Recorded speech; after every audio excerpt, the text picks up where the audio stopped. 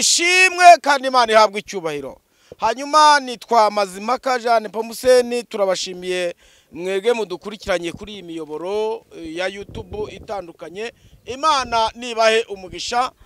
Nateguye ubutumwa Imana yampaye kugira ngo tuganire.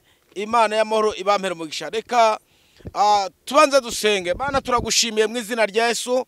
Umugisha umuntu wese ugiye kumva iyi message, umugisha umuntu wese ugiye kuganira nawe, kandi amarembo yose yarafunze afunguke, ibyari biborotse ubiborokore, ibyikinze ubikingure mu izina rya Kristo Yesu, amen. Reka dusome ijambo ry'Imana dusanga mu gitabo cya Esther igice cya 9. Esther igice cya 9. Reka badufashe gusoma igitabo cya Esther igice cya 9. Yewe nahageze igice cya 9 haravuze ngo gore ku murongo wa mbere, titre y'ijambo iravuze ngo abayuda bica abanzi babo. Subiremo iri jambo.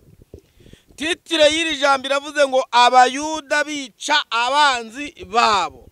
Hanyuma ku murongo wa mbere havuze ngo ku munsi wa 13 w'ukwezi kwa 12 kwitwa Adari, itegeko n'iteka by'umwami byendaga gusohozwa. Niwo munsi abanzi b'abayuda bibwiraga ko bagiye kubagiraho ububasha. Bibiliya yavuze ngo ariko birahinduka, abayuda baba aribo bagira ububasha ku banzi babo. Imana ibaha umugisha. Luka, tujye kwa Dogiteri Luka, hanyuma twumve icyo Imana ituganirije, hanyuma tuvugeho gato dusenge. Niko Bibiliya ivuga yuko ibi tubivugaho agace gatoya. Luka 18 ku murongo wa mbere haravuze ngo, Luka 18, Luka 18 ku murongo wa mbere haravuze ngo, titeje ameravuze ngo umugani w'umucamanza n'umupfakazi wamutitirije. Dusome twumve icyo Imana ivuganye natwe. Murongo wa mbere avuze ngo abacira umugani wo kubigisha uko bakwiriye gusenga iteka ntibarambirwe. Arababwira ati hariho umucamanza mu mudugudu umwe utubahaga Imana ntiyite ku bantu. Gatatu aravuze ngo muri uwo mudugudu harimo umupfakazi, aramusanga aramubwira ati ndengera ku mwanzi wanjye. Kane haravuze ngo amara iminsi atemera, ariko aho ageze aribwira ati nubwo ntubaha Imana kandi sinite ku bantu. Gatanu, ariko kuko uyu mupfakazi anduhije ndamurengera ngo adahora aza iminsi yose akandushya. Amen. Mana ibaha umugisha. Mbifurije gusoza umwaka neza, mbifurije isha n'ihirwe. Niba ari ibintu bigora, icyambere kigora ni ugutangira, kabiri hagati, gatatu gusoza. Wageze mu kwezi kwa mbere k'uyu mwaka turimo dusoza, abantu baravuga ngo ntuzawurangiza. Ugeza mu hagati mu kwa gatandatu baravuga ngo nubwo ageze hagati ntabwo azawusoza.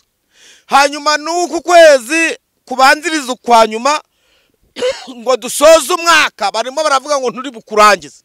Nkuzaniye itangazo rivuga ngo iy'amahoro itareba aho umuntu avuka, itareba uko umuntu aresha, itareba uko umuntu asa, itareba uko umuntu yambaye, itareba aho umuntu ataha, itareba ayo umuntu atunze, itareba umuryango umuntu afite, itareba imibereho y'umuntu, ivuganye nawe ngo urawusoza. Bavyemere babihakane, kina mwanzu kina mwishu, kazi ya Mungu inaendelea. Imana iraguha gusoza umwaka. Imana iraguha kuwusoza neza, ititaye ku mafuti yawe, ititaye ku bupfapfa bwawe. Dutunzwe n'imbabazi. Nuca bugufi ukabwira Imana ngo nemeye intege zanjye nkeya, Imana ikwemere gusoza umwaka neza. Umva ko ijambo ritubwiye.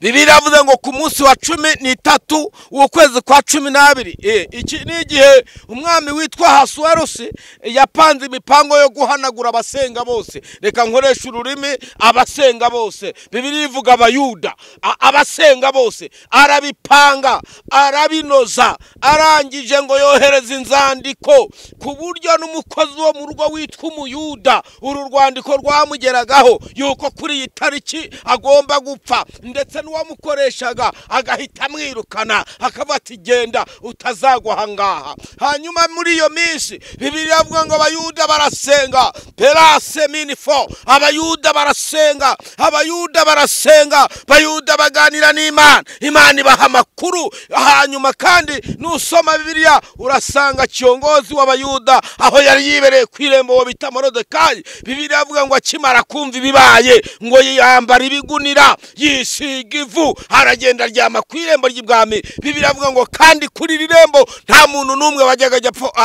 ahajya ngo abeho, ngo aragenda araryama, arasenga. Hanyuma ngo yakoranaga n'undi, hari abantu babiri bakoraga ibwami, Tarashi.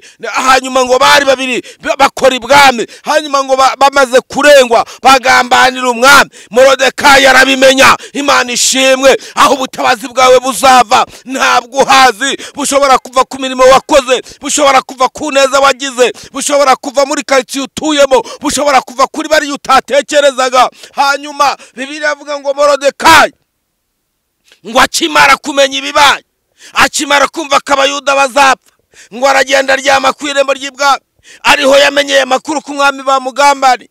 Ngo aragenda aramubwira ati mwami, dore bakugambaniye, dore ugomba gupfa. Ngo umwami abishyira mu gitabo. Reka mbabwire ngo hari icyo Imana yanditse, ineza wakoze Imana yaranditse, umurimo wakoze Imana yarawanditse, ibintu buri kintu cyose wagiye ukorera Imana, Imana yaracyanditse. Umva ko ijambo ryatubwiye ngo kuri iyi tariki abayuda bagombaga gupfa bose bakarangira.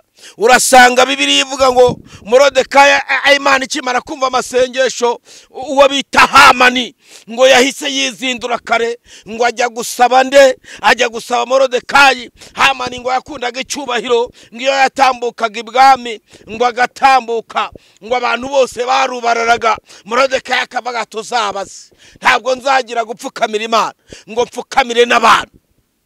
Imana ishimwe cyane. Hanyuma kugeza ubwo amubwiye ati rero ihangane, wenda nzajya ntambuka hano ku muhanda ntugapfukame, ariko jyo wunama gake. Morodekayi aramubwira tuzabaze, ngewe ntabwo nagira imbabazi nsaba Imana ngo ngire nizo saba abantu, nzapfukamira Imana yonyine. Nuhamya Imana izakurengera, niwatura imbaraga z'Imana, Imana izakugirira neza, Imana izagufasha. Morodekayi yanga kubarara ngo habaye icyo bita kagambane bitewe na Morodekayi. Baravuga ngo abayuda bose bagomba gupfa. Reka nkubwire wa mubyeyi we, uranyumve nawe mubyeyi, unyumve nawe musore, unyumve nawe mugabo, waba uri mu Rwanda, waba uri hanze y'u Rwanda, waba uri muri Amerika, waba uri muri Australia, waba uri muri Kenya, waba uri Bugande, waba uri Burundi Bujumbura, waba uri muri Canada, waba uri mu Bwongereza, aho waba uri hose ukantega amatwi umenye ngo ibyari kukwica aho bagutegeye ni Imana igutegerereje. Reka mbabwire nshuti yanjye, muri iyi minsi abantu bafite amashari. Reka nkuzanire nkubwire umuti w'ishari. Muri iyi minsi abantu bafite amashari, abantu bafite amashari, abantu bafite amashari. Reka nkubwire ngo abantu bafite amashari, ndetse ku buryo ishari bagufitiye bumva wapfa, bumva utaramuka, bakumva nta kantu wageraho. Ariko yavuganye nawe cyagihe badahari irabishimangiye. Nibashaka bakora inama, nibashaka baterane, niko Bibiliya ivuga. Biravangwa hari bazaterana, ariko sinjye uzaba bateranije. Izo nama zabo sinzazibamo. Bazaca mu nzira imwe, bazaca mu nzira imwe baguteye kukurwanya ariko Imana ibatatanize mu nzira zirindwi. Imana ishimwe cyane. Erega abo ndi kubwira barabyumva. Hari abantu barimo bakumva ibyabo, hari abantu barimo bumva ubutumwa bw'Imana. Uyu munsi tuvugana hari itariki bari baguhaye utazarenza, hari itariki ntarengwa, hari itariki ntarengwa nk'iyi bari bahaye Abayuda, ariko Bibiliya yavuze ngo birahinduka. Mwibuke ko Hamani yashinze igiti cyo kumanika Morodekayi. Reka nkwitangazo, hari igiti bagushingiye, hari inama bagukoreye, hari utunama barimo bapanga kugira ngo udasoza umwaka. Perase minifo tayasini ngini mora. Iri jambo riravuze ngo birahinduka. Nubwo bashinze igiti cyo kukumanikaho, bakaba bateguye amahembe yo kukoherereza, bakaba bateguye ibitega byo kukoherereza, bakaba bateguye nyabingi izo kukoherereza, bakaba bateguye icyo kugutega, ariko imbaraga z'Imana, Imana ivuganye nawe iravuze ngo birahindutse. Guhera kuri iyi saha Imana irabihinduye, guhera kuri uyu munota Imana irabihinduye. Biravuga ngo Esiteri amaze kumenya ko bene bazapfa, ngo arasenga isengesho, bakora amasengesho n'Abayuda bose, ngo basenga iminsi 3 yo kwiyiriza ubusa, ngo ibintu birahinduka. Umva ko Imana yantumye, yambwiye ngo urabizi ibibazo ufite, urabizi amadeni ufite, urabizi inzara iri mu rugo rwawe, urabizi gucuruza ugahomba, urabizi gukoresha dovize cyangwa se kredi, urabizi ko inzira zawe zifunze, niyo ucuruze n'utuntu tw'intica ntikize, kandi nabwo ntumenye uko turangiye. Uyu munsi tuvugana abantu bazi kuri umukire, ariko warashize. Ndagutangariza amadeni akubanye menshi, ariko Imana y'amahoro iravuze ngo imbaraga zikuraho ibyo byose nizo gusenga. Gusenga bikingura ijuru, gusenga birema amateka mashya. Reka mbabwire nshuti yanjye, Abayuda bagombaga gupfa, hanyuma birangira kandi abagombaga gupfa biravuze ngo bagira ububasha ku banzi babo. Imana igiye kuguha imbaraga zigushoboza abanzi babo, Imana igiye kuguha power zigushoboza abanzi babo. Hanyuma bagufitiye amashyari, mwibuke ko nimudasenga aya mashyari babafitiye na yarabakoraho. Soma Bibiliya, soma Bibiliya, soma Bibiliya. Gahini yagize ishyari yica Abeli, mwibuke neza. Hanyuma hari abantu benshi bagiye bagira amashyari, bakora ibintu bibi. Ishyari rituma umuntu akuroga, ishyari rituma umuntu agutega amahembe, ishyari rituma ishyari rituma umuntu agusera ishyari rituma umuntu aguteranya n'inshuti zawe, ishyari rigusenyera urugo, ishyari rigusenyera urugo, ishyari rigatuma abantu baguhaga icyo bago bataguha, ishyari rituma ubukwe butaba, ishyari rituma amadeni aba menshi, ishyari rituma abantu bagushuka. Reka nkubwire, Imana yambwiye ngo nkubwire ngo uze dusenge, usengane nanjye, uhamagara usengerwe. Amashyari bagufitiye urayazi, karande zikugenda urazizi. Umva nkubwire, byarangiye Morodekayi atambagijwe umurwa. Ndagira ngo dusenge. Nende kukubwira ngo ijambo nzanye nabango birahinduka. Uyu mwaka utarashira birahinduka, uyu mwaka utararangira birahinduka. Hari ijambo Imana yakuvuzeho, Imana ije kurishyigikira. Biravuze ngo birahinduka, ahubwo Abayuda bagira ububasha ku banzi babo. Hari ibintu Imana igiye kuguha imbaraga byari byarakwigaruriye. Ndagira ngo gusengera, niwumva wasengana nanjye, uhamagare kuri 078 5 9 3 078 5 9 3 Ni Profete Mazimpaka, niko nitwa ngewe. Umpamagare ngo usengere cyangwa se dusengane. Uyu mwaka utarashira, hari abantu Imana yabwiye ngo uyu mwaka ntabwo uzashira batageze muri Kanani yabo, barimo barabona nta gacu, barabona ntaho bizaca, ariko Imana iri mu ruhande rwawe, nta mubisha. Mana turagushimiye. Lateko Pelas inima tayisi engini mora. Imbaraga zawe zirakomeye, zirahambaye. Uri hejuru y'amajuru, uri hejuru y'imbaraga zose, uri hejuru y'ibiturwanya. Niko birivuze muri Zaburi. Amajwi y'amazi menshi, umuraba w'inyanja ukomeye, Uwiteka uri hejuru, byose abirusha imbaraga. Urakweza turagushimiye kuduha icyubahiro, ukaba udukijije abanzi, ukaba udukijije amashyari, ukaba uturinze ibiturwanya, mu izina rya Yesu Kristo. Amen.